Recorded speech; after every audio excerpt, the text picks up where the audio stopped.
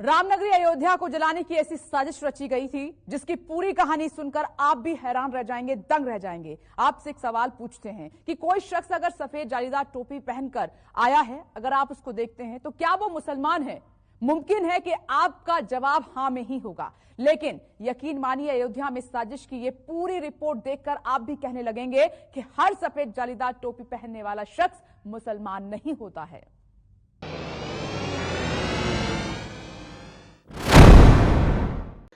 आदाब, मैं हूं मुमताज आलम रिजवी और मैं बात करूंगा एक ऐसी साजिश की कि जो न सिर्फ ये कि उत्तर प्रदेश अयोध्या बल्कि पूरे देश में आग लगाने वाली थी। जी हां, लेकिन मैं सलूट करूंगा उत्तर प्रदेश की पुलिस की, अयोध्या के अफसर की, कि जिसने पूरी साजिश का पर्दाफाश कर दिया।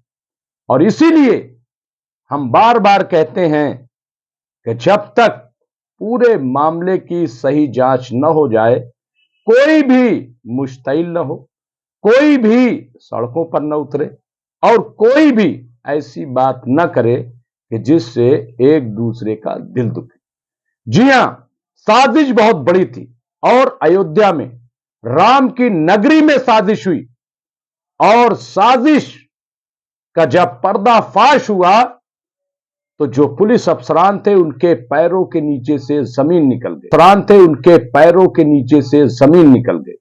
जी हां, अयोध्या में कश्मीरी मोहल्ला एक है और वहां 4 मस्जिदें, ताजशाह मस्जिद और घोसियाना रामनगर मस्जिद, ईदगाह सिविल लाइन मस्जिद और इसी तरीके से 2-1 मस्जिदों पे 8 बाइकर्स यानी बाइक पर सवार 8 नौजवान जिनके सरों पर टोपियां थी, वो इन मस्जिदों में गए और वहां पे मुतनाजा यानी आप ये कह सकते हैं आपत्तिजनक पोस्टर लगाए और कुछ धार्मिक पुस्तकें भी, वहां किताबें भी फाड़कर फेंकी।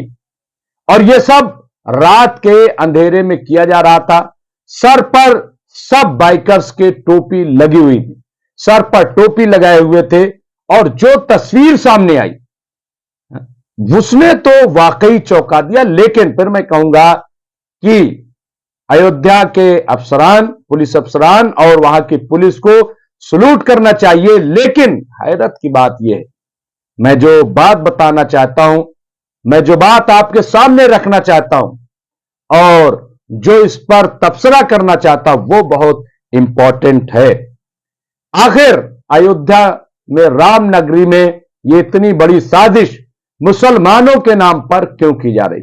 जी हां, जिनके सरों पर टोपियां थी, जो मस्जिदों में जाकर के मुतनाजा आपत्तिजनक पोस्टर लगा रहे थे, धार्मिक पुस्तकें फेंक रहे थे, आखिर वो थे कौन? वो कौन थे?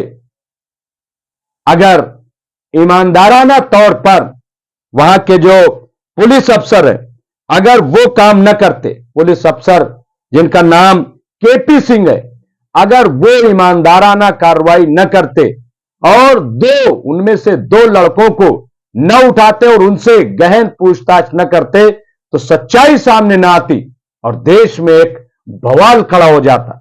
जी हां, केपी सिंह ने 2 नौजवानों को पकड़ा जो बाइकर्स थे और जो बाइक इस्तेमाल की जा रही थी उनके या तो नंबर प्लेट बदले हुए थे और या तो उसमें नंबर प्लेट थी ही नहीं।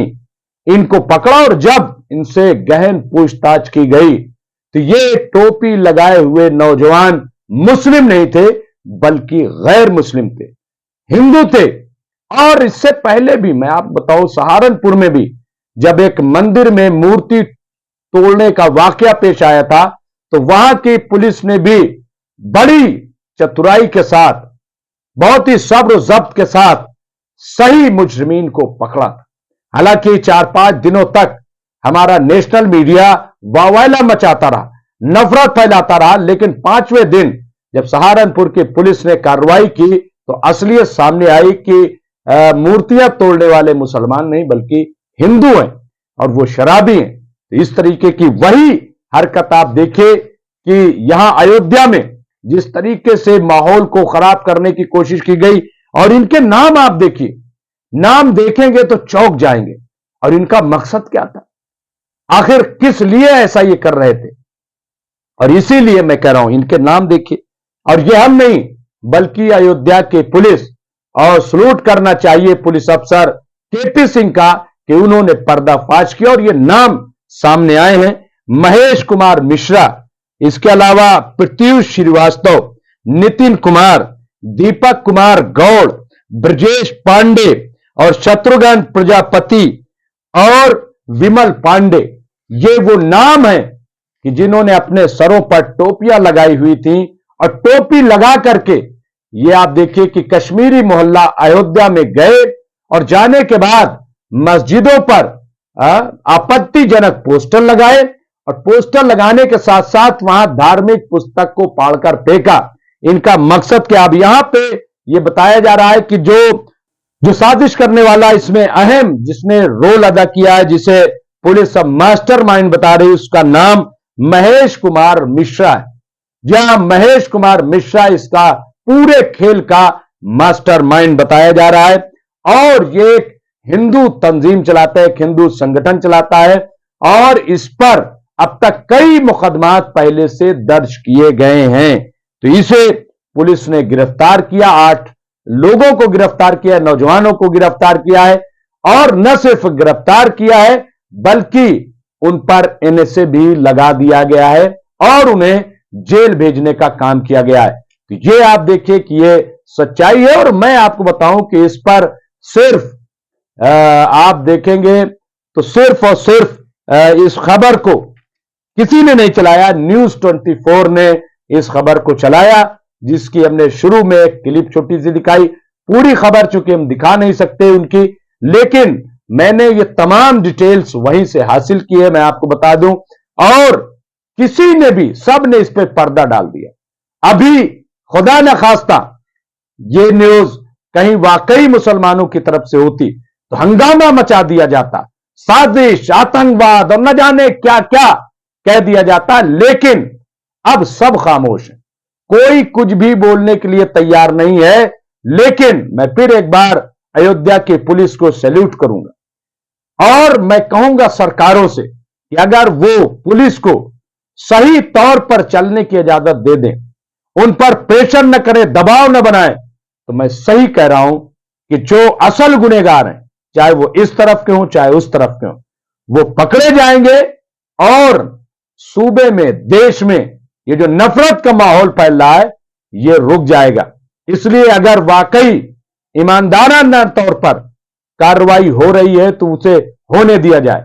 रतलाम में भी इसी तरीके से शरपसंदों ने शरपसंदी की, लेकिन अफसोस की बात यह है कि जब पुलिस ने दंगा भड़काने वालों को पकड़ा और कार्रवाई की तो हमने देखा कि वहां दूसरे ही दिन मध्य प्रदेश हुकूमत ने उस ईमानदार ऑफिसर का तबादला कर दिया। अगर ऐसे होगा तो जाहिर है कि फिर दंगा भड़केगा, ये ठीक बात नहीं है। इसलिए जो पुलिस अफसरान ईमानदारी से काम कर रहे हैं उन्हें करने दिया जाए। जो भी गलत है, चाहे वो हिंदू हो या मुसलमान, उसकी जगह सिर्फ और सिर्फ सलाखों में होनी चाहिए। बहुत बहुत शुक्रिया।